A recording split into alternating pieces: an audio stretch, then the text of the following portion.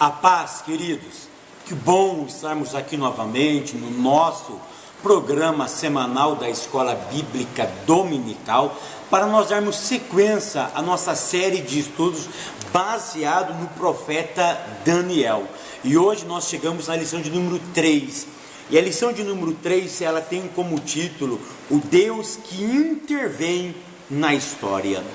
E eu convido você a abrir a sua Bíblia no livro de Daniel, capítulo de número 2, verso de número 12 ao verso de número 23.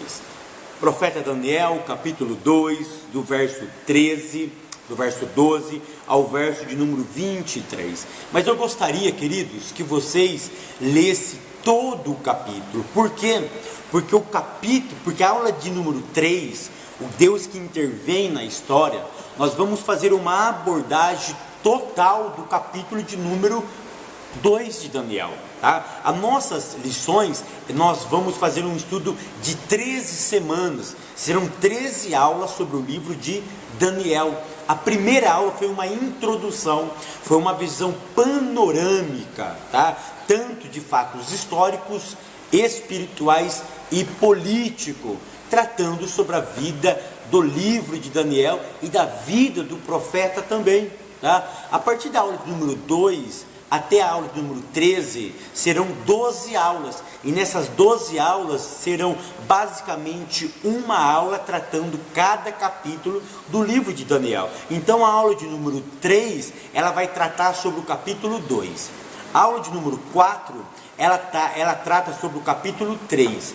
A aula de número 5, ela trata sobre o capítulo 4 de Daniel. Então eu peço para que vocês leiam todo, tá, o capítulo 2 de Daniel, porque o nosso título é O Deus que intervém na história.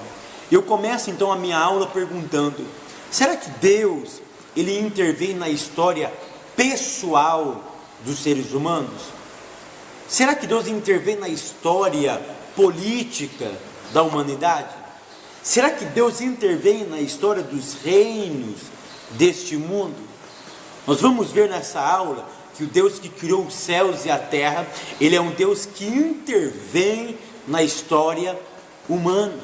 Ele é um Deus que executa a sua vontade através das histórias humanas. Eu disse na primeira aula que a história de Deus é a história humana.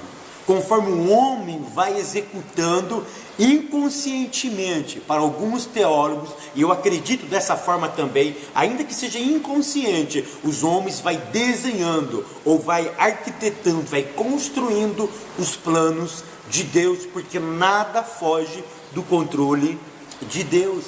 E a lição de número 1, a lição de número 3, ela vai falar sobre Deus intervindo na nossa história.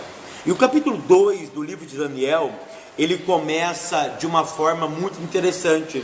Ele diz assim, o verso de número 1, capítulo 2, verso 1 de Daniel: no segundo ano do reinado de Nabucodonosor, teve este um sonho.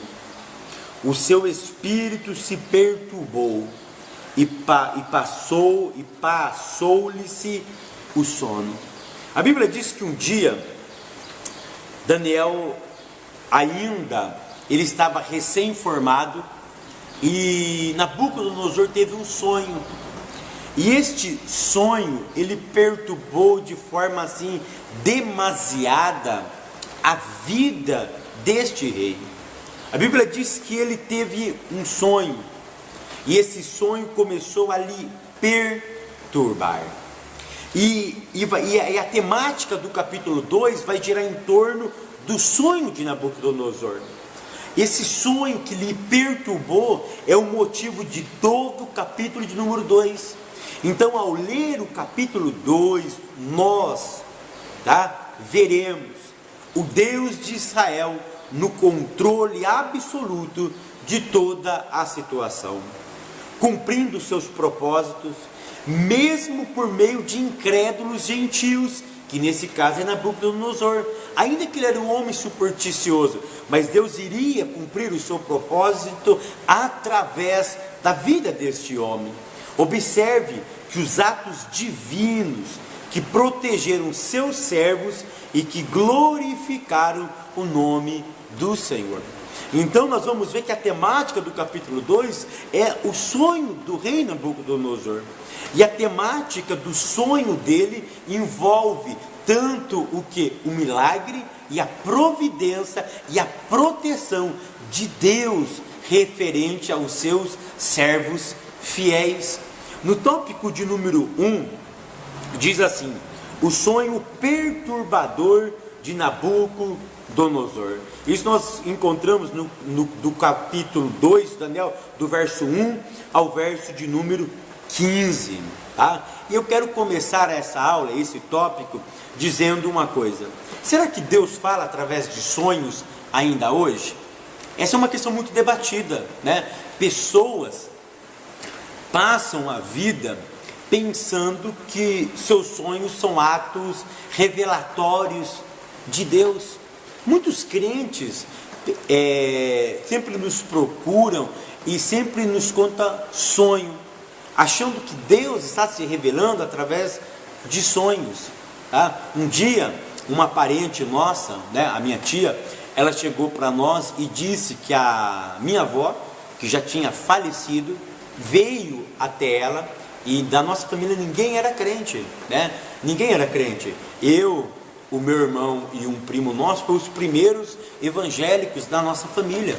Mas aí a nossa avó morre, a nossa avó não era cristã, ela morre, e ela vem para uma das nossas tias, e essa tia nossa estava ingressando no evangelho, e ela diz que, segundo esse sonho, a minha avó aparece para ela e diz para ela: minha filha, nunca deixe esse caminho que você está trilhando, porque esse caminho é o caminho da paz e o caminho da felicidade, tá? E aí ela veio até nós, contou esse sonho, não diretamente para mim, contou para uma pessoa próxima de nós, e as pessoas então ficam pensando: será que pessoas vêm falar conosco através de sonhos? Será que Deus se revela através de sonhos? Né? Isso é muito interessante, querido. Sem dúvida nenhuma, Deus pode fazer através de sonhos, se assim o desejar. Tá? Deus pode falar de várias formas e de várias maneiras, mas tem uma questão: essa não é a sua abordagem habitual. Tá? Preste atenção. Deus pode ainda falar através de sonho? Sem dúvida nenhuma, Ele pode fazer, se assim o desejar, mas essa não é a abordagem habitual de Deus. Hoje em dia, Deus orienta os seus filhos por meio do Espírito Santo. À medida que esses oram, buscam ao Senhor e meditam na sua palavra e procuram o conselho de seus líderes espirituais. Então, qual é o meio mais habitual de Deus falar com o homem? Quando esse homem ora, busca a Deus. E o instrumento mais eficaz, eu não estou falando que é o único, queridos, mas o meio mais eficaz que Deus fala com o homem é através da sua palavra. Tá? A palavra ainda, ela é o cerne, ela é o âmago da revelação de Deus. Você pode conferir isso, e eu peço para que você leia isso, querido. A carta aos Hebreus, capítulo de número 1, e o verso de número 1 diz assim: carta aos Hebreus, capítulo 1, verso 1: havendo Deus outrora falado muitas vezes e de muitas maneiras aos pais pelos profetas, nesses últimos dias nos falou pelo Filho, a quem constituiu herdeiros de todas as coisas, pela qual também fez o universo. Verso 1: havendo Deus outrora, antigamente, falado muitas vezes e de muitas maneiras. Quais foram as maneiras que Deus usou? Sonho, revelações, visões. Aos pais Ele falou pelos profetas. E como Deus se comunicava pelos profetas? Através de um sonho. Quem não se lembra do sonho de Jacó, quando ele sonhou e viu aquela escada, anjo subindo e anjo descendo, e na hora que ele acordou, ele teve o reconhecimento, o discernimento de que realmente Deus estava ali, ele não tinha percebido. Na antiga aliança, Deus falou de várias maneiras, usando os profetas, e esses profetas Deus se comunicava através de sonhos, de revelação, através de anjos, mas nesses últimos dias ele falou através do seu Filho. Jesus deixa muito bem claro, Jesus disse, eu sou o caminho, a verdade e a vida. Depois Jesus disse, e conhecereis a verdade, e a verdade vos libertará. Mas quem é essa verdade? É a palavra. João 17, Jesus vai falar ali que ele é a palavra. Pai, santifica-os na verdade, a tua palavra é a verdade. Então Jesus é a palavra de Deus, então ele é o meio mais eficaz de Deus se revelar à humanidade, e a maior carta de amor está aqui, querido, entregue nas nossas mãos. Então Deus pode falar através de sonho? É claro que ele pode, ele é onipotente, ele é onisciente, ele faz todas as coisas conforme ele quer, mas esse não é a maneira habitual.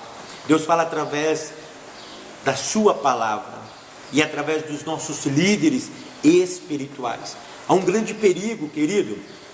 O grande perigo é que nossos sonhos não venham do Senhor, porque nós sabemos, a psicologia prova isso, que o próprio ser humano é capaz de produzir sonhos. Eu estava lendo uma matéria que o nosso próprio corpo, ele produz sonhos. Se você dorme com sede, você é capaz de sonhar bebendo água. Se você dorme com fome, você pode sonhar alguma coisa referente à comida, a se alimentando. Então o nosso próprio corpo ele é capaz de produzir sonhos. E também existe o que? As circunstâncias da vida. Ou seja, você vive uma situação tão eficaz, assim, uma situação tão forte que chega à noite e você sonha. Ou então você passa desapercebido em algum lugar e à noite você sonha, ficou no seu subconsciente. Então a nossa mente, o nosso corpo, ele é capaz de produzir sonhos. Ele é capaz de produzir sonhos. O inconsciente humano é capaz de produzir sonhos. E Jeremias, capítulo 23, do verso 25 ao 32, indica que forças demoníacas pode trazer sonhos que são mentiras de Satanás, não verdades de Deus. Então olha o perigo, querido. Jeremias nos garante, ele nos afirma, ele diz que forças demoníacas podem trazer sonhos que se tornam uma mentira de Satanás. É arriscado então aceitar sonhos como mensagens do Senhor. Eu sei que muitas pessoas já tiveram experiências com isso.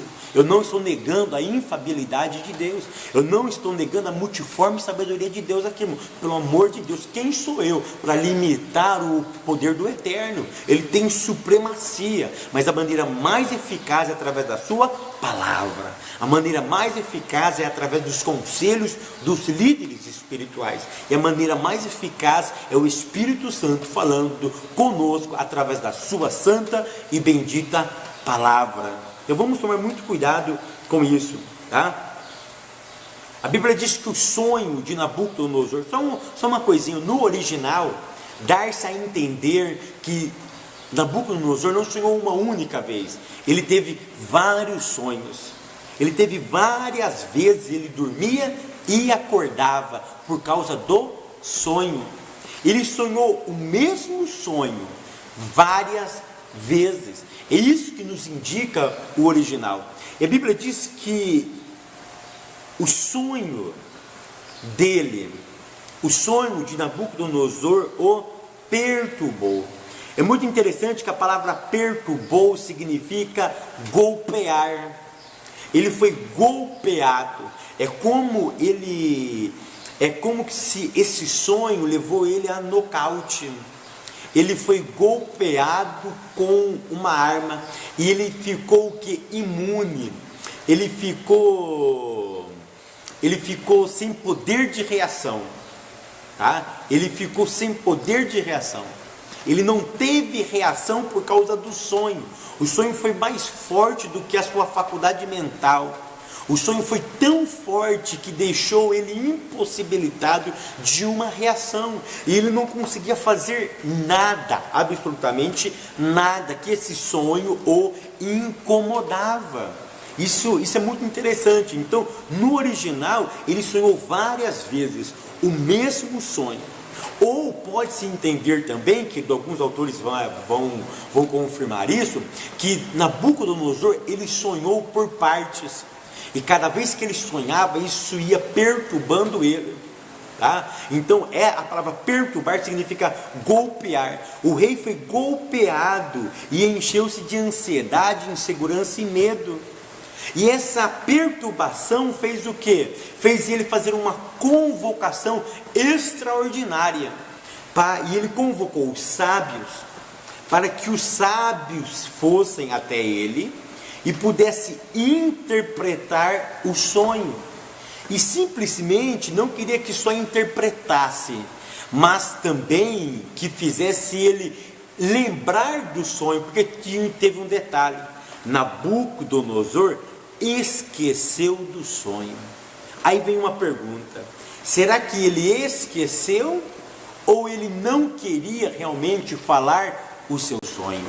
Aí nós entramos num campo muito interessante. Ele esqueceu o sonho, Deus fez com que ele esquecesse, ou ele preferiu omitir o sonho para ver se os seus magos, os seus astrólogos, os seus feiticeiros e os caldeus realmente tinham as revelações das divindades. E será que eles realmente eram capazes de desvendar esse mistério? Então aí nós ficamos perplexos. John Calvino vai dizer que realmente ele esqueceu. Por quê? Porque o Senhor fez com que ele esquecesse o sonho. Outros teólogos dizem que não, que ele não esqueceu do sonho. Ele estava provando a capacidade dos seus intelectuais. Ele estava provando a capacidade dos seus astrólogos, dos seus sábios, dos seus feiticeiros, dos seus caldeus, homens que tinham o poder, que detinha a capacidade de desvendar os mistérios das divindades. Então, John Calvino diz que não, que o Senhor realmente fechou a mente dele. Outros vão dizer que não, realmente ele sabia do sonho, mas ele estava em prova. Tá? É difícil perceber, é difícil chegar a uma conclusão. Eu sou mais da opinião que ele sabia do sonho. Ele sabia, porque quando Daniel interpreta o sonho e conta o sonho para ele não se assusta. Ou seja, o sonho parecia que estava latente, visível na mão dele, na mente dele. E ele então tem a percepção de que Daniel não estava mentindo, porque Daniel contou realmente aquilo que ele tinha visto. Tá? Daquilo que ele tinha visto. Isso é muito interessante. Então a Bíblia diz que esse sonho o perturbou. Então o que fez chamar os sábios não foi o sonho em si, mas o terror. Ele ficou tão aterrorizado pelo sonho que ele mandou chamar os sábios. Por quê? Porque ele sonhava constantemente. Segundo alguns psicólogos, segundo alguns cientistas, aí nós temos vários sonhos à noite. Tá? E nós sonhamos constantemente. Tá? Nabucodonosor já era um homem de uma certa idade. Ele constantemente sonhava, mas esse sonho lhe trouxe terror, esse sonho lhe trouxe pânico. Ele não conseguia mais descansar, mesmo quando voltava a dormir. O sonho parecia um ferro em brasa em seu cérebro. O Senhor não permitia que ele descansasse. mas fazia com que sua mente voltasse a agitar-se, até que a interpretação do mesmo fosse dada. Deus deu aquele sonho para Nabucodonosor, e Deus fez com que ele ficasse inquieto. John Calvino disse que parecia um ferro em brasa em seu cérebro. Ele ficava pensando, quando ele dormia, vinha um sonho. Quando ele dormia, vinha um sonho. O que aconteceu? Nabucodonosor ficou com insônia. Nabucodonosor ficou preocupado porque ele não dormia mais, porque esse sonho estava lhe aterrorizando. Por que Deus fez isso? Porque Deus não queria simplesmente dar um sonho para ele. Deus queria revelar uma verdade espiritual para ele e para toda a humanidade e para a igreja. Deus queria revelar um princípio. Deus queria revelar o controle absoluto das nações que estava na palma de suas mãos. Então foi por isso que Deus incomodou ele de forma poderosa. Aí Nabucodonosor manda chamar os sábios. Isso nós encontramos desde o capítulo 2 de Daniel, do versículo de número 2 até o versículo de número 11, quando o rei pede para que os sábios venham à sua presença, e que pudesse decifrar e interpretar o sonho, e também descobrir o que ele tinha sonhado, porque possivelmente ele se esqueceu do sonho, ou ele não queria revelar o seu sonho a ninguém. Então, ele não falando do seu sonho, Nabucodonosor fala o seguinte: olha, eu quero que vocês saibam, que vocês descubram o que eu sonhei, e depois o que eu sonhei, que vocês vão ter que descobrir, eu quero a interpretação, tá? Mas aí nós vemos o que? Nós vemos as limitações dos sábios, que está no número 2, tópico 1, parte 2. A habilidade dos sábios é desafiada no palácio. Número 3, o fracasso da sabedoria pagã. Irmãos, do verso 2 até o verso de número 11, nós vemos o que é a limitação dos sábios. A sabedoria dos sábios deste mundo, elas têm limites. E quem eram esses sábios que estavam junto com Nabucodonosor? Eram 4 classes de sábios. Eram os magos, os encantadores, os feiticeiros e os caldeus. Alguns teólogos dizem que não, mas no texto hebraico isso é muito claro. Os caldeus é uma classe de sábios que tinha dentro da Babilônia. Eram os magos, encantadores, feiticeiros e os caldeus. Cada uma tinha a sua função peculiar dentro do reinado, mas eles eram classes separadas, mas que trabalhavam unidos para interpretar sonhos dos reis, para interpretar aquilo que a divindade queria comunicar com o soberano. Então eles tinham essa finalidade, tá? E os sábios, eles ficaram perplexos. Os sábios, eles ficaram aterrorizados. Por quê? Porque aquilo que o rei estava pedindo era algo inédito.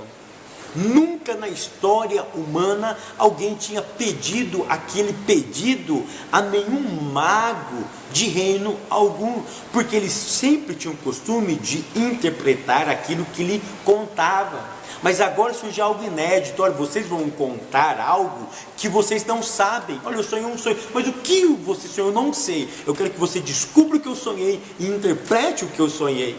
Por quê? Isso ia revelar o quê? Irmãos, presta atenção. Deus estava propiciando, Deus estava arquitetando, Deus estava pavimentando o terreno para levantar quem? Daniel. O capítulo de número 2 é a plataforma para Deus colocar Daniel em evidência. Presta atenção, o pano de fundo é esse. Através de um sonho perturbador, Deus iria levantar o seu servo. É essa temática, é essa plataforma que está sendo desenhada, é isso que está sendo arquitetado pelo Eterno. Um sonho que o rei não sabia, ou fez com que não sabia, por permissão do Eterno. Tudo aqui é permissão do Eterno. Fez com que ele não dormisse. Se ele voltasse a dormir, ele não ia se importar com o sono, mas trouxe insônia. Deus trouxe insônia na vida de Nabucodonosor. Ele pede para aqueles sábios, e eles pedem algo inédito, para mostrar o que para aquelas pessoas? Que a sabedoria deste mundo, ela tem limite. Nenhum homem é capaz de conhecer algo que não está na sua alçada, ou se o Eterno não lhe revelar. Aí eles ficam perplexos, aí eles ficam enrolando Nabucodonosor, pedindo tempo. Nabucodonosor ficou irado. Nabucodonosor falou: vocês estão pensando o quê? Vocês estão me enganando? Vocês vão ganhar tempo me enrolando? Não. Sempre, quando eu contava sonho para vocês, vocês interpretavam, tá? Vocês falavam aquilo que vocês pensavam. Agora eu quero uma coisa inédita. Eu quero que vocês saibam o que eu sonhei. E aí aqueles homens ficou realmente perturbados. Eles não sabiam realmente o que fazer. Nessa história nós vemos também a prepotência do rei. Nós vemos a prepotência do rei em 3 pontos. Primeiro, exigindo dos homens o que eles não podiam oferecer. Verso 5, verso 10 e verso 11. O rei estava exigindo dos homens o que eles não podiam oferecer, a coisas que estão impossíveis aos homens. Exigir deles isso é um ato de prepotência. Os magos da Babilônia tinham as suas limitações. Olha a segunda prepotência do rei: oferecendo vantagens financeiras e promoções. Verso de número 6. Ele ofereceu o que? Vantagens financeiras e promoções. O que isso nos revela? Isso nos revela que o rei tem poder e riqueza nas mãos. Com essas duas armas, poder e riqueza, os homens querem governar o mundo e ter ele aos seus pés.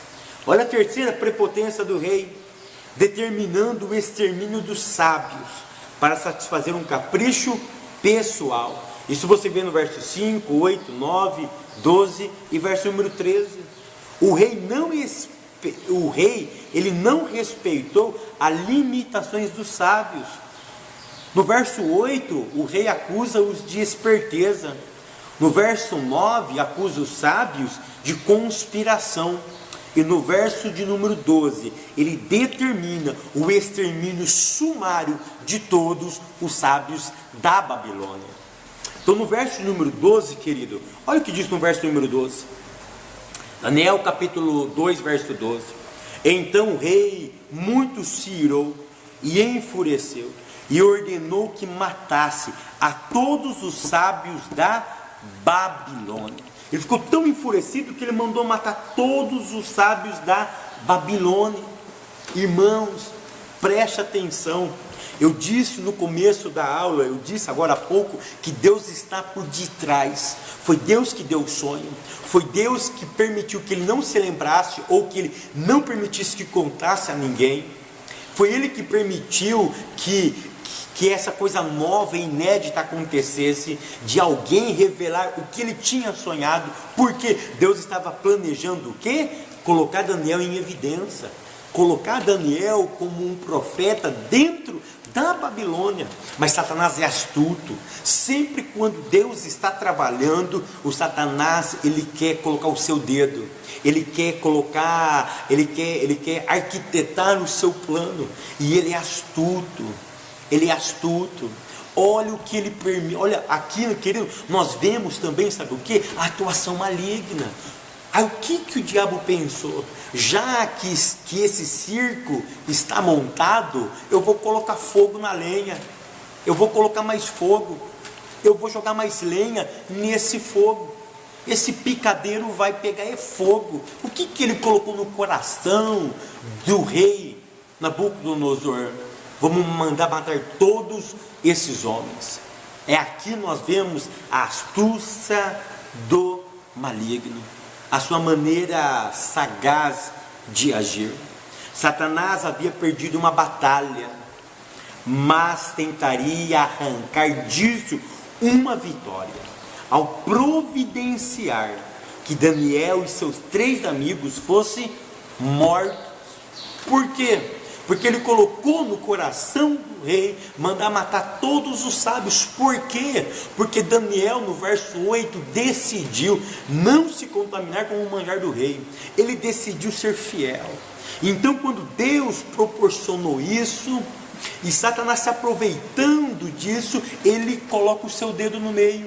E ele lança uma seta maligna no coração de quem? No coração de Nabucodonosor. Nabucodonosor fala o seguinte: esses camaradas aí, eles não conseguem nem desvendar o seu sonho, nem saber o que você sonhou e nem interpretar, manda matar todo mundo. Porque qual é o que ele tinha na mente? Matar também Daniel e seus 3 amigos. Olha que interessante, Satanás havia perdido uma batalha, mas tentaria arrancar disso uma vitória, ao providenciar para que Daniel e seus 3 amigos fossem mortos. O maligno, preste atenção, estava disposto a sacrificar todos os seus falsos profetas. Satanás não importava que todos os falsos profetas da Babilônia fossem mortos. Ele não importava. Mesmo porque ele sabia do que? Ele sabia que ele destruindo todos os seus exércitos, ele destruiria 4 servos fiéis de Deus. Os servos de Satanás são dispensáveis para ele. Irmãos, olha que revelação profunda. Satanás não importa com os seus servos, se eles estão vivos ou se eles estão mortos. Os servos de Satanás são dispensáveis para ele, mas o Senhor cuida do seu povo. Deus estava preservando a vida de Daniel. Aí o rei Nabucodonosor manda o que? Manda matar todos. Aí sai no verso de número 13. O verso de número 13 diz assim: e saiu o decreto, segundo o qual devia ser mortos os sábios, e buscaram a Daniel e os seus companheiros, para que fossem mortos. Queridos, o rei ficou tão indignado que manda matá-los. E é muito interessante que no verso de número 13 diz que saiu um decreto, segundo o qual devia ser mortos os sábios. Eu estava lendo uma outra tradução. Em uma outra tradução, o verso 13, ele é escrito assim: e saiu o decreto, segundo o qual estavam sendo mortos os sábios. Presta atenção, na nossa tradução, diz o qual deviam ser mortos. Mas existem algumas traduções que dizem estavam sendo mortos. Queridos, deixa eu dizer uma coisa. Para mim, o verso número 13, ele já estava acontecendo. O verso número 13 não significa que eles iriam matar ainda, já estavam sendo mortos. Quando o rei deu o decreto, a Bíblia diz que Arioque, ele sai, e Arioque era o homem que conduzia a matança. Arioque era o homem que mandava matar. E quando Arioque saiu com um decreto na mão, ele saiu matando pessoas. O verso número 13, na nossa tradução, na Bíblia que nós temos, diz: e saiu o decreto segundo o qual deviam ser mortos os sábios, ponto e vírgula, e buscaram Daniel e seus companheiros para que fossem mortos.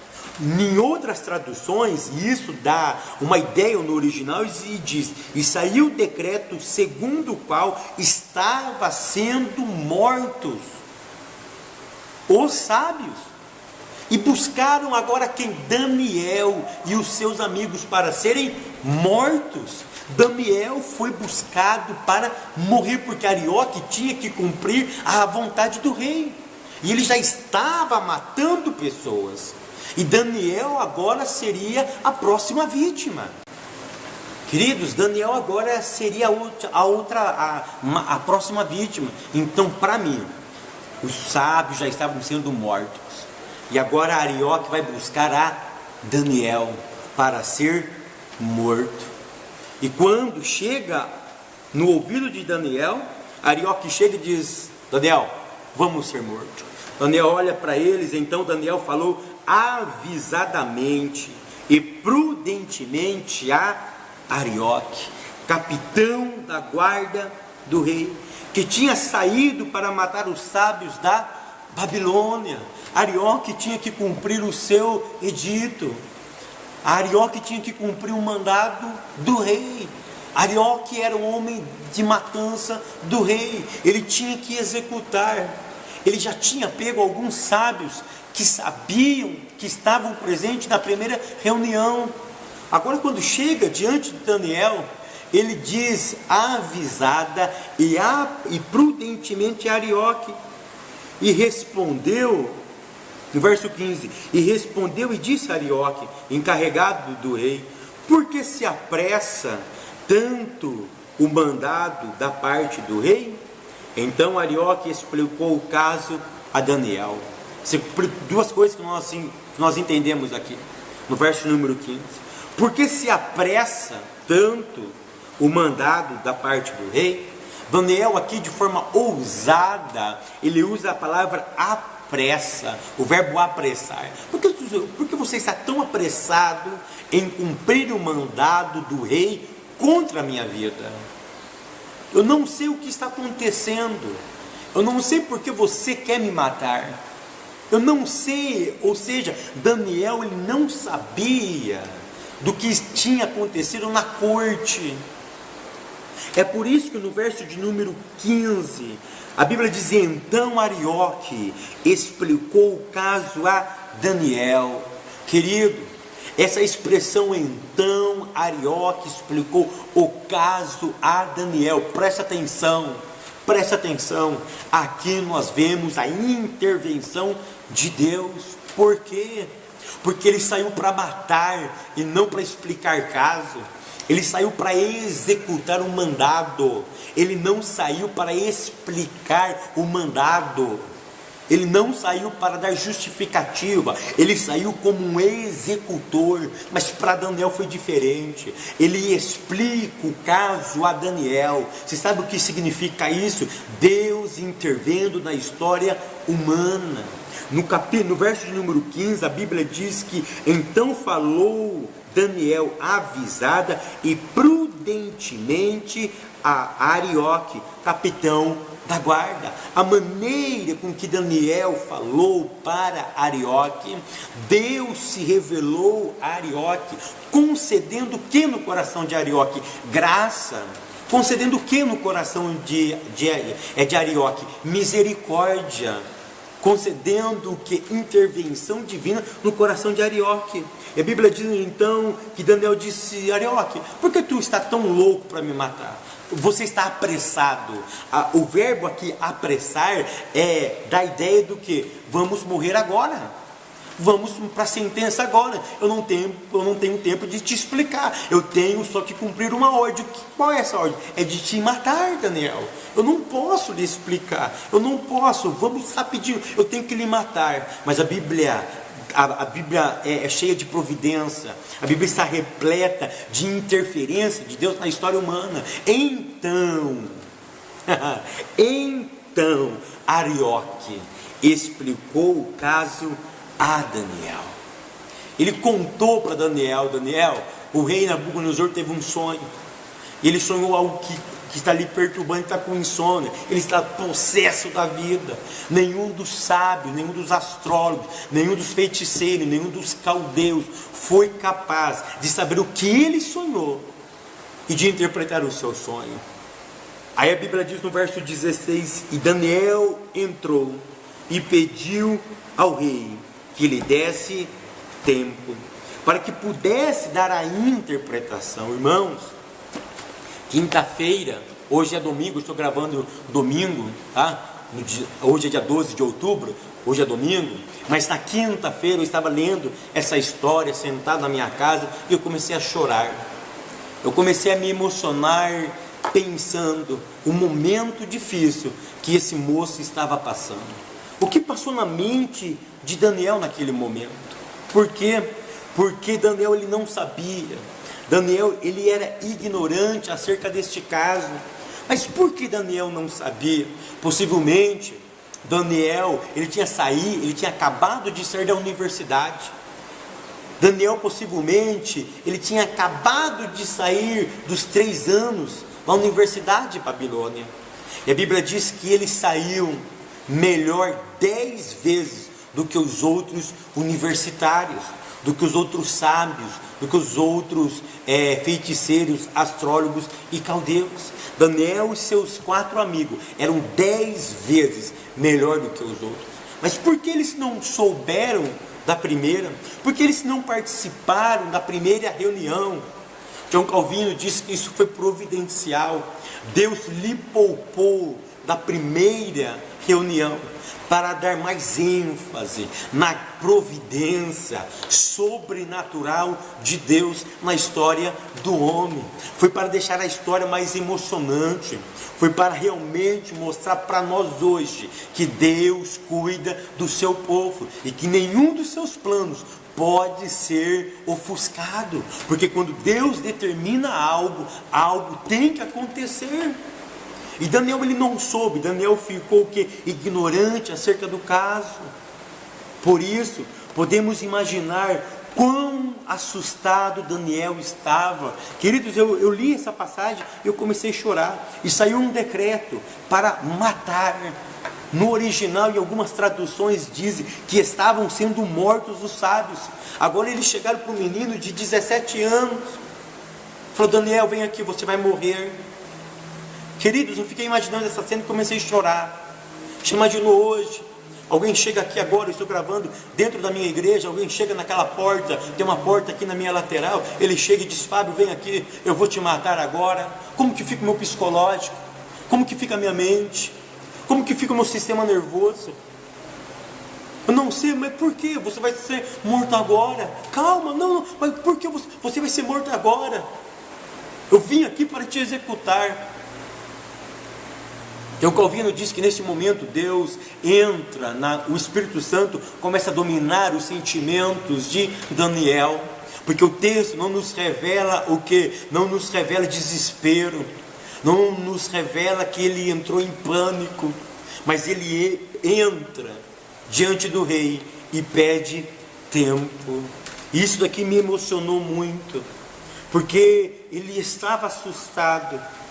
Ele permanecer em completa ignorância e agora, repentinamente, incrivelmente, estava sendo arrastado para a execução.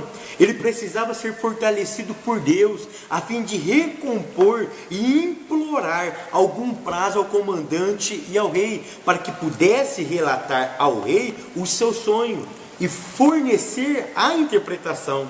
Para Daniel poder manter-se em boa forma, carecia de uma extraordinária bênção divina.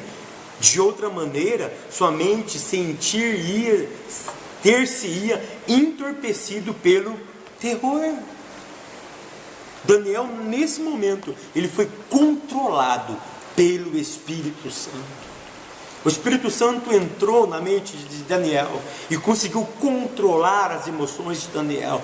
Daniel ficou um pouco abalado, mas ele não deixou esse abalo transparecer. O abalo dele não foi desespero, mas foi buscar auxílio na pessoa certa. Ele entra, o texto diz que então Daniel entrou ao rei e pediu que lhe desse tempo. Aí nós vemos o que?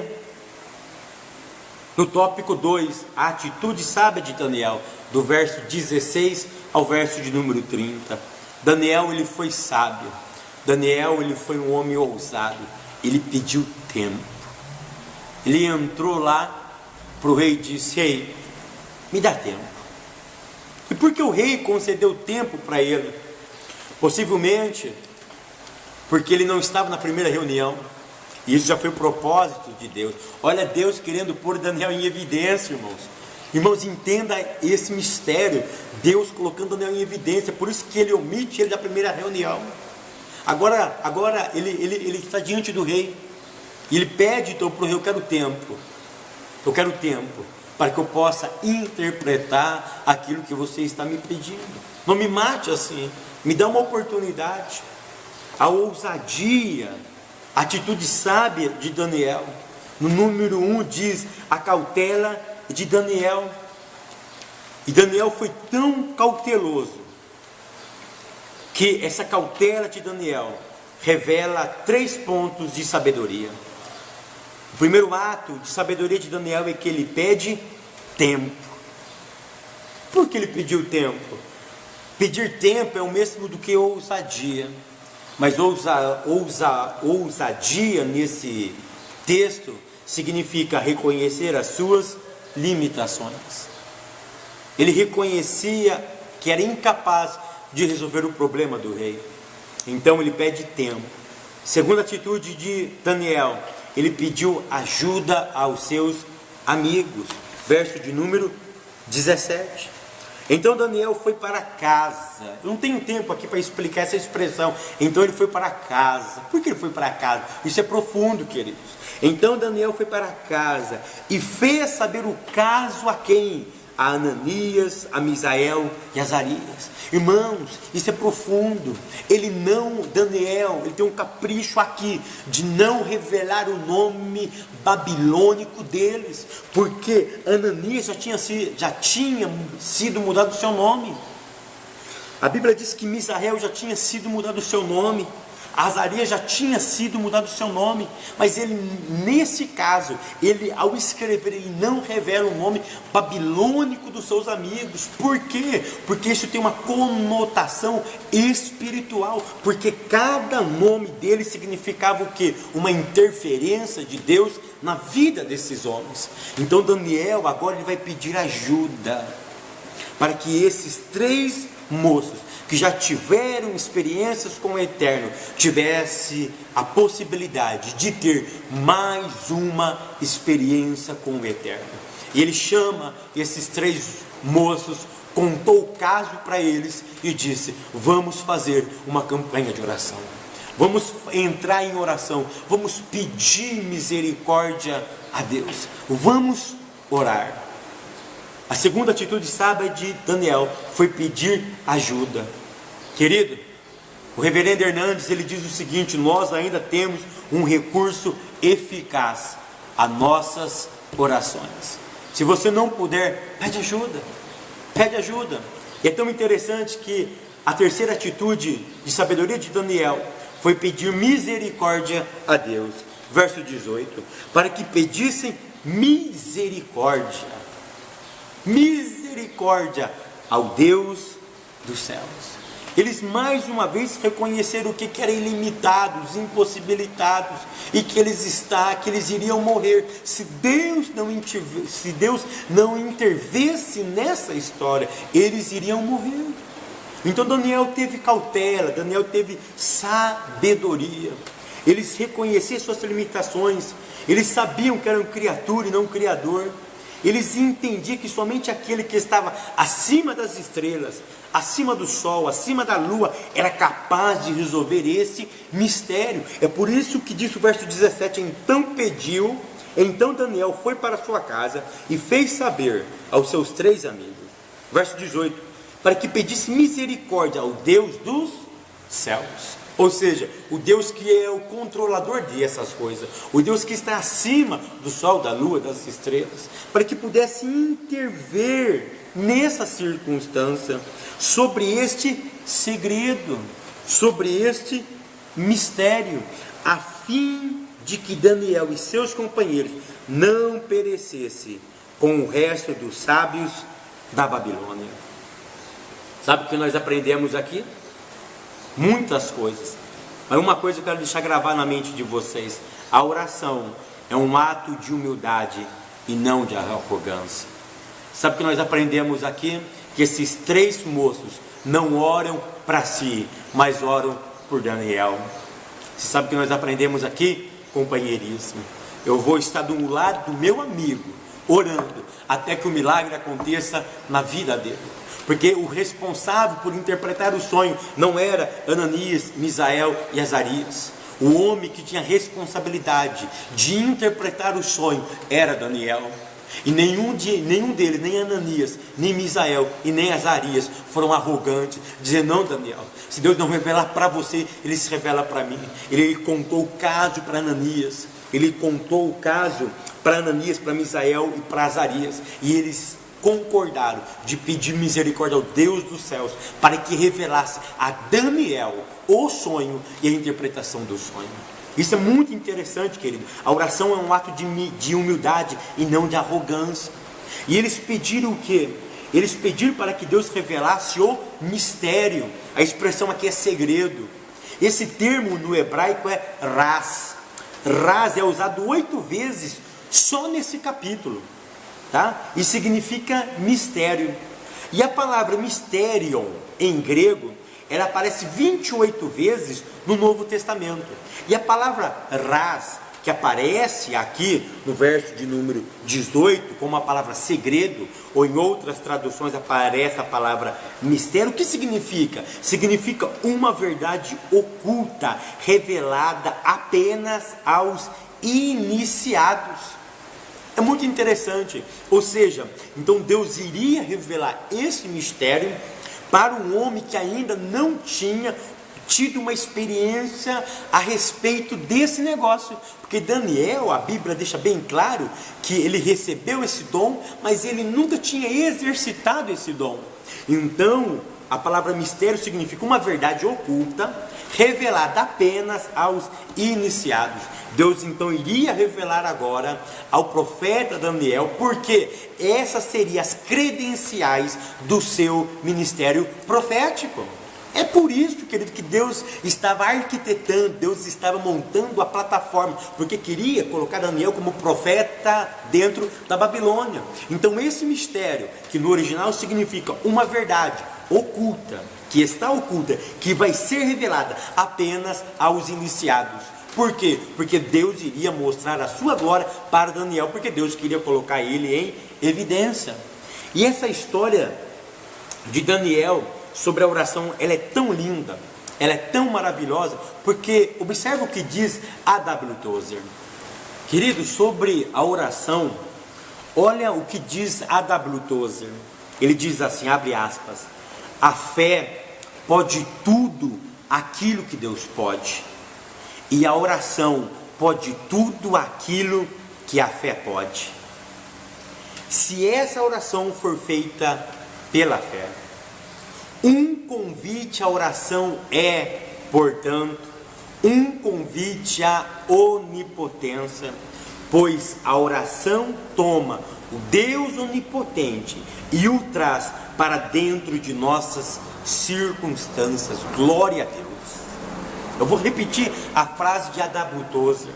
Algumas pessoas que me vê em algumas igrejas e diz: professor, pastor, como você é diferente nas aulas e ministrando pessoalmente. É que aqui, querido, eu não posso ser dinâmico, eu não posso, me extravasar, mas eu sinto a presença de Deus quando eu leio, quando eu ministro essas aulas.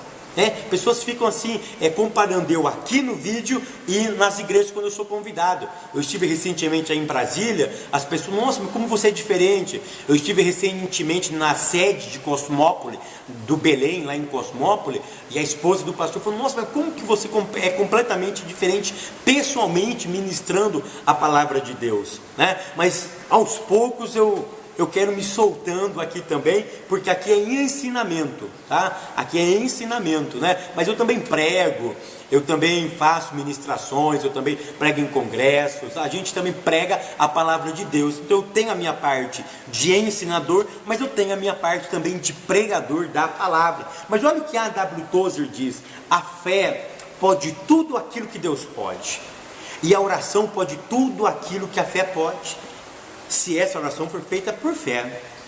Um convite à oração é, portanto, um convite à onipotência, pois a oração toma, glória a Deus, toma o Deus onipotente e o traz para dentro de nossas circunstâncias. Para resumir essa parte, a Bíblia diz que a oração feita por um justo, ela pode muito em seus efeitos. A igreja precisa voltar a orar, querido. Nós precisamos voltar a orar. Nós precisamos voltar a conversar com Deus com mais tempo. As nossas igrejas evangélicas estão deixando de orar. Nós temos muita palavra em cima do púlpito, pouca vida de oração. Nós temos muitas leituras, poucas orações. Faz um convite para um grande congresso, a igreja fica abarrotada de gente, mas faz um convite, um congresso de oração, não aparece ninguém, aparece lá Pedro, Tiago e João, sabe por quê? Porque nós estamos vivendo a era do oba-oba, nós estamos vivendo a era do glamour, mas nós precisamos de uma igreja que anda de joelho, nós estamos precisando de obreiros que andam de joelho, e Daniel nos está ensinando isso. Daniel está nos ensinando isso. Quando nós precisamos compartilhar as nossas necessidades uns aos outros e precisamos orar uns pelos outros até o milagre acontecer. Amém? Depois que Daniel conta essa história e eles oram, a partir do verso número 19 ao verso número 23, Daniel ele vai agradecer a Deus pela resposta de Deus. Depois da oração vem a gratidão pela resposta de Deus. Irmão, que coisa linda! Reviva isso. Depois que você ora, vem a resposta de Deus. Vem a resposta de Deus. Daniel vai orar e pela noite Deus revelou não somente a interpretação, Deus revelou o que Nabucodonosor tinha sonhado. Deus faz ainda algo inédito. Deus pode te surpreender. Lembra que eu disse que o rei pediu uma coisa inédita? Quem é que é capaz de fazer coisa inédita? Somente Deus. Deus fez algo inédito. Deus o que? Invadiu. Não é que Deus invadiu a mente de Nabucodonosor, porque foi Deus que deu o sonho para Nabucodonosor. Deus simplesmente revelou o que Nabucodonosor tinha sonhado a Daniel. E diz: Daniel, está aqui, ó. Foi eu que dei para ele, então toma aqui, ó. Olha aqui, ó. Eu tenho a mais absoluta certeza que Daniel sonhou, ainda acordado, ele sonhou nitidamente o sonho de Nabucodonosor. Aí ele foi agradecer a Deus. No agradecimento, ele declara o contraste entre o Eterno e o Nabucodonosor. Olha o verso número 20. Falou Daniel e disse: seja bendito o nome do Eterno para todos sempre, porque dele é a sabedoria e a força.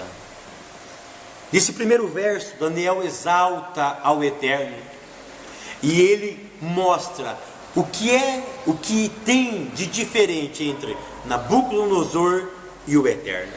E ele usa duas palavrinhas-chave para mostrar que os dois são completamente opostos.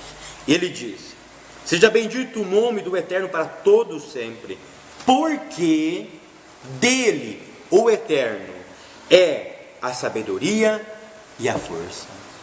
E eu fiquei intrigado, e eu procurei a palavra sabedoria no original e procurei a palavra força. Sabedoria é uma palavra que muitos conhecem, que nós falamos muito no livro de Provérbios, que é o Raham, tá? Mas a palavrinha força que me chama a atenção, porque existem várias palavras hebraicas para força, mas Daniel teve o capricho de usar a palavra gibur. A palavra gibur em hebraico, ela se refere a homem forte, ou a homens fortes, a homens guerreiros, a homens que são reconhecidos pelos seus feitos, homens que são reconhecidos pela sua força, pelo seu ato de bravura. Então, os homens que fazem grandes proezas são chamados de Ish Gibur, de homens fortes, de homens guerreiros. É por isso que temos a palavra Gibur. A palavra Gibur é para homens guerreiros, homens fortes. E sabe o que Daniel está querendo dizer aqui? Daniel está deixando bem claro para Nabucodonosor que sabedoria, o que é sabedoria? É muito interessante. Tá? O que Daniel diz aqui? Daniel diz o seguinte, que Nabucodonosor tinha poder, mas não sabedoria. Porque sabedoria é a capacidade de tomar a decisão certa, e o poder é a capacidade de torná-la efetiva. Então o que ele está mostrando aqui para Nabucodonosor?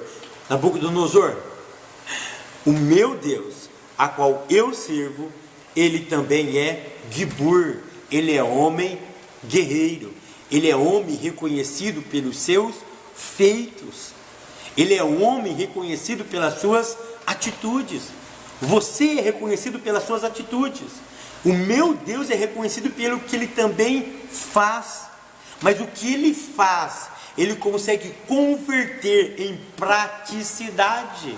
Você é forte, você é poderoso, você é homem guerreiro, mas você não conseguiu converter a sua força, os seus atos imponentes, os seus atos extraordinários em praticidade da vida. Você não conseguiu converter o poder que foi lhe outorgado.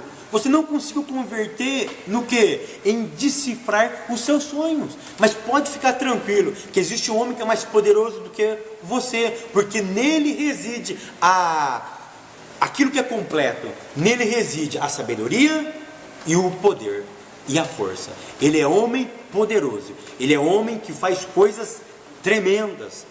E os seus feitos são reconhecidos por todos nós. Ele acabou de fazer uma coisa para mim. O que foi? Ele acabou de revelar o teu sonho. E o sonho que ele acabou de revelar, nós vamos colocar ele em praticidade. Esse sonho de Deus vai revelar a sabedoria do Eterno para minha e para a tua vida, Nabucodonosor. E Daniel vai mais profundo. Daniel, ele diz no verso de número 21, tá? O que ele revela? Ele revela que Deus é o dono do tempo. Olha o que ele diz no verso 21. Ele muda os tempos e as horas. Verso 21, ele revela ainda que Deus é o dono da história. Quando ele diz, ele remove os reis e estabelece os reis. E ele revela ainda no verso de número 21, que toda fonte de conhecimento provém de Deus. Quando ele diz no verso número 21, ele dá sabedoria aos sábios e ciência aos inteligentes. Daniel deixa uma coisa bem clara, aquilo que nós estudamos na carta de Tiago, que Deus é a fonte de toda a sabedoria. E Daniel ainda, ele revela o que? Ele revela, verso 22, que Deus revela o profundo e o escondido, e conhece o que está em trevas, e com ele mora a luz. Daniel ainda deixa muito bem claro que o que está oculto compete a Deus revelar. Você sabe o que Daniel está querendo dizer no verso 22? Ele está desfazendo a teologia esotérica e mística dos caldeus, dos astrólogos, dos feiticeiros e dos magos babilônicos. Ele deixa uma coisa bem clara, que o mistério que eles não conseguiram revelar, somente um é capaz de revelar. Quem? O Eterno. Por quê? Porque com ele mora a luz. Com ele detém toda a amplitude, com ele detém toda a sabedoria, com ele detém todos os segredos da humanidade. Por quê? Porque ele revela a história, porque ele escreve a história, e somente quem escreve a história é capaz do que, irmãos? De desvendar, de revelar a história. Eu não posso revelar a história se eu não a escrevi, se eu não arquitetei, se eu não a planejei. Somente quem planeja, quem arquiteta, quem desenha, quem escreve, pode esmiuçar com detalhes, com precisão, aquilo que ele arquitetou, aquilo que estava na mente dele. Então Deus passou o que? Os segredos da parte da história, da humanidade, para Daniel. Então Daniel exalta a Deus neste momento, porque Deus é o Deus que revela mistérios. Glória a Deus por isso. Tópico de número 3. No item de número 3 ainda, no tópico 2 e no item de número 3 diz assim: o caráter profético do sonho de Nabucodonosor, tá? Está no verso 28 ao verso 29. O sonho que Deus deu a Nabucodonosor e que revelou também para Daniel, não é um sonho histórico, é um sonho profético, tá? É um sonho profético, porque nesse sonho nós aprendemos duas coisas. Primeiro, que ele revelaria o fim dos tempos. É isso que o pastor Elienay Cabral fala aqui, que nós podemos extrair duas coisas. que quando Daniel foi revelado a Daniel, nós aprendemos duas coisas. Deus revelou com que propósito? De revelar o fim dos tempos. E uma outra coisa que é muito interessante que o nosso autor revela, que é ponto digno de nota, é que Daniel não expressa nenhum interesse de ter créditos da revelação. Para o profeta Daniel, a revelação do mistério é mérito somente de Deus. A glória pertence ao Todo-Poderoso, que pela sua imensurável graça desvenda os mistérios terrenos e espirituais aos pequeninos desse mundo, ao contrário de Arioque. Arioque chega para Nabucodonosor, diz: Nabucodonosor, eu encontrei um homem que pode revelar o seu problema, que pode desvendar o seu segredo, o seu sonho. Mentira! Arioque não encontra, Arioque queria matá-lo. Arioque queria matá-lo. Daniel, que procura Arioque, diz: Arioque, eu já sei. O Eterno acabou de me revelar, me leva à presença do rei. E Arioque, em tom de soberba, ele chega diante do rei. Parece que nós vivemos essa época, né? Pessoas que fazem coisas, que não fazem algumas coisas e querem levar glória. Quando chega para o pastor a notícia, ele quer toda a glória. Daniel foi ao contrário. Daniel reconhecia que isso era graça de Deus, que isso era favor de Deus, que isso era mérito exclusivo da sua graça. Arioque não, Arioque queria fama para ele. Então Nabucodonosor diz o seguinte: não, chama o moço. E a Bíblia diz que Daniel então entra diante de Nabucodonosor e ele conta então a história. Ele diz para ele: eu já sei o que você sonhou. Você já sabe? Eu sei. Você viu uma estátua. Ah, é? Você viu uma estátua. E como que era essa estátua? Ele diz: a cabeça era de ouro, o ventre e os quadris de bronze, as pernas de ferro e os pés de ferro e de barro. Nabucodonosor diz: não é que tu está certo? Eu sonhei isso mesmo, algo inédito, só quem faz é o Eterno. E Daniel disse o seguinte: olha, eu sonhei realmente, Deus me deu essa revelação, mas agora eu vou te dar a interpretação dessa revelação. E Daniel diz mais ainda: e eu vi uma pedra, sem auxílio de mão, ela foi lançada, pegou nos pés, misturado de ferro com barro, e toda a estátua veio a demolir. E ele interpreta o sonho. E nós hoje sabemos a história. Quem é a cabeça de ouro? A cabeça de ouro é Nabucodonosor, o rei da Babilônia, tá? Que durou o quê? Que durou do ano 636 ao ano 539. Jeremias chamou a Babilônia de copo de ouro na mão do Senhor. Tá? Nós sabemos que Nabucodonosor ele reina 43 anos, tá? Mas o reinado da Babilônia ele é um pouco maior, tá? Ele é um pouco maior, ele dura até o ano 539. No ano 539, a Babilônia perde o seu glamour. Aí entra o que? O peito e o braço de prata. Quem que é o peito e o prato e os braços de prata? O reino Medo-Persa. Tá? Foi quando Dário, o Medo, conquistou a Babilônia. Isso você pode conferir em Daniel capítulo 5, no verso 30 a 31. Tá? O ventre e os quadris de bronze é o reino da Grécia. Por quê? Porque os Medo-Persas, eles duraram de 539 até o ano 330 a.C. No ano 330 até o ano 63 a.C., quem é que reina? A Grécia, através de um homem chamado Alexandre o Grande, tá? Alexandre o Grande. Bem verdade é que ele vive apenas 33 anos, que ele vem logo a falecer. Ele conquista no ano 330, mas no ano 323 ele morre. Mas o império da Grécia ele dura até o ano 63, tá? Até o ano 63. Aí no ano 63 a.C., tá? A Grécia sai. Quem é que entra? Roma. E Roma dura o seu império até o ano 475 depois de Cristo. Então ele começa no ano 63 antes de Cristo e vai até o ano 450, até o ano 475 depois de Cristo, que são representados pelas pernas de ferro e os pés de ferro misturado com o barro. O ferro ele representa a força, mas o barro representa a fragilidade. Então Roma era muito forte em sua lei, na sua organização e no seu poderio militar, mas o império era constituído de tantos povos diferentes que isso fazia o quê? Enfraquecia o seu reino. Tá? Mas o que eu quero destacar com vocês é algumas verdades dessa revelação de Daniel.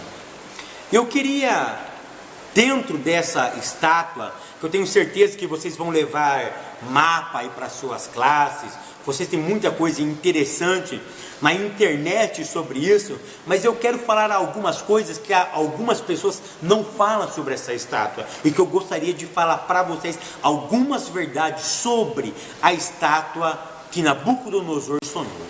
Queridos, preste atenção aqui. Por mais simples que pareça ser essa explicação, ela apresenta algumas mensagens importantes e profundas, tá? Algumas mensagens importantes e profundas. O que representa essa estátua? Primeiro, essa estátua revela que Deus está no controle da história. Ele sabe o futuro, pois planeja o futuro. O rei não sabia quanto tempo o seu império iria durar, mas sabia que um dia teria fim.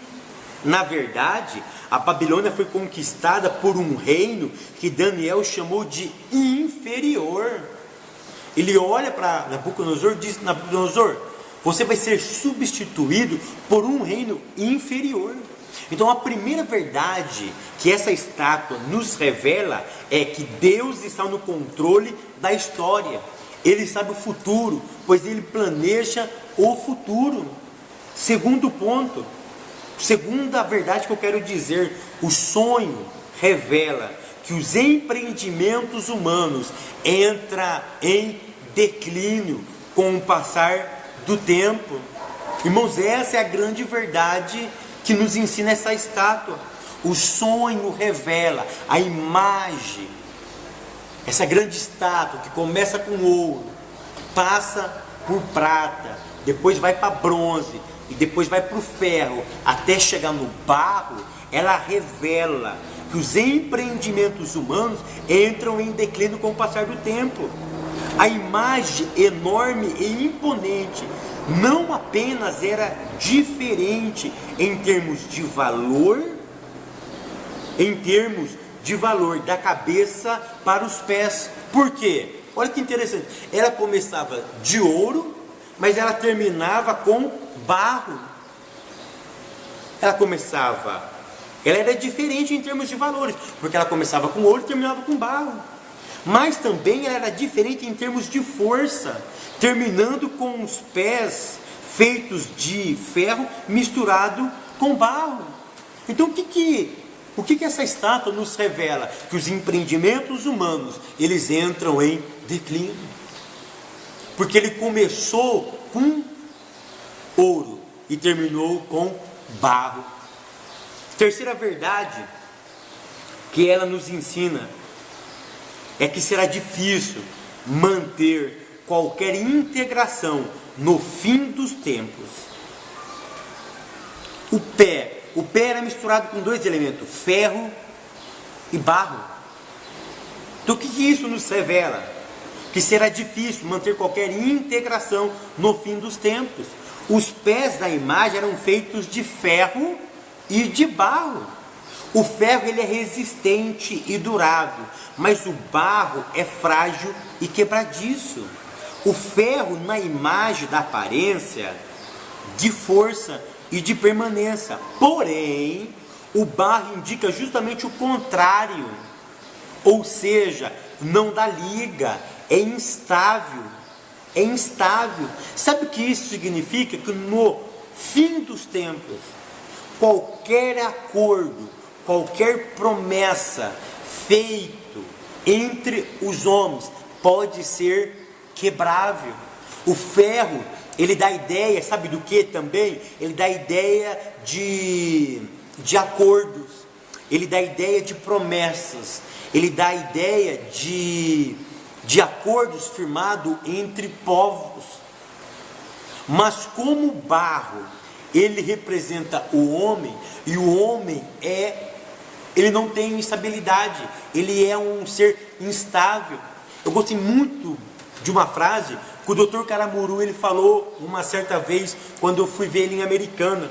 Ele diz que do bumbum de neném e da cabeça de juiz pode sair qualquer coisa.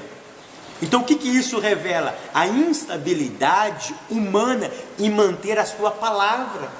Viu esses tratados de paz que eles fazem aí? Pode ser quebrado da noite para o dia.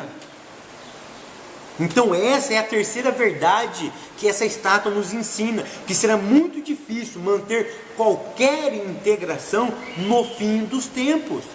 E a quarta verdade que nós aprendemos, e é uma das verdades que eu mais glorifico a Deus, é essa verdade, que nós depreendemos desse sonho, dessa revelação que Deus deu a Nabucodonosor e depois passou para Daniel, que o reino de Cristo triunfará. É isso essa é a quarta e grande verdade dessa revelação, que aquela pedra, sem auxílio de mão, quando ela é lançada, quando ela bate nos pés, e quando destrói todo aquele monumento belo, ele começa a ser desfeito. Isso nos faz lembrar do quê? O que isso nos faz relembrar? De que o reino de Cristo, ele triunfará. Porque depois que esses reinos for desfeito, vai levantar um reino, que esse reino durará para toda a eternidade. E deixa eu falar uma verdade aqui, para mim, evangelista Fábio Segantin, para mim, o reino de Cristo, ele já foi implantado nessa terra, ele já foi implantado. A Bíblia diz isso no Evangelho de Lucas, o reino já está aqui. Bem verdade é que depois vai ter outro tipo de manifestação. Ainda falta muitas coisas se cumprir, ainda falta de uma forma assim mais palpável, mais visível, a implementação do reino de uma forma absoluta. Mas esse reino já foi implantado no nascimento do Messias. Quando o Messias veio, ele já implantou o seu reino, ele já começou a implantar o seu reino. Então, verdade é que o Evangelho de Lucas diz que esse reino foi plantado em cada coração. Na minha vida, Cristo já reina. Eu tenho a mais absoluta certeza que na sua vida, Cristo também já reina. E na vida de milhões e milhões de pessoas, Cristo está reinando. Então essa é a quarta grande verdade, que os poderosos deste mundo, os reis e os déspotas, não têm as rédeas nas mãos. Os grandes impérios já caíram, outros ainda cairão. Só o reino de Cristo triunfará. Não precisamos ter medo quanto ao futuro da causa de Cristo. Por quê? Porque ele já determinou o fim. E qual é o fim? Sua vitória gloriosa. Queridos, tem um hino que eu gosto muito. Eu não sei cantar esse hino. É um hino que chama A Igreja Vem, do nosso amado Anderson Freire.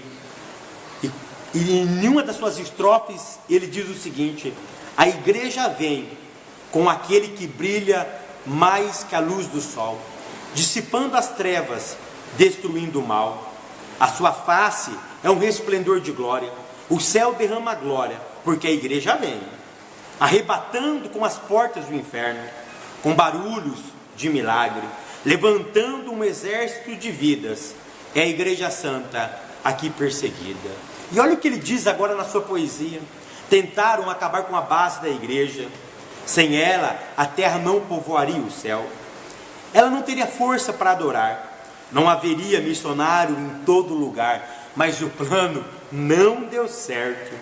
Tentaram nos calar matando alguns irmãos, mas nada adiantou. Surgiram mais cristãos, louvando como Paulo e Silas na prisão, movendo o grande céu, estremecendo o chão, assumindo a missão. O plano do Senhor é o que prevaleceu. Há quase 2000 anos a igreja só cresceu. Glória a Deus. Jesus é a cabeça e nos ensina a trabalhar. A base é muito forte, nada pode abalar. Por isso o inferno vive a chorar. A igreja não descansa, o tempo todo está lá, brilhando em toda parte. A igreja vem, quebrando cativeiros para salvar alguém. A igreja vem. Eu gosto muito dessa estrofe. O plano do Senhor é o que prevaleceu. Há quase 2000 anos a igreja só cresceu. Ele instituiu ela há 2000 anos e ela está de pé até hoje. É a única instituição que o inferno nunca, jamais vai conseguir destruir. Querido, grave isso na sua cabeça.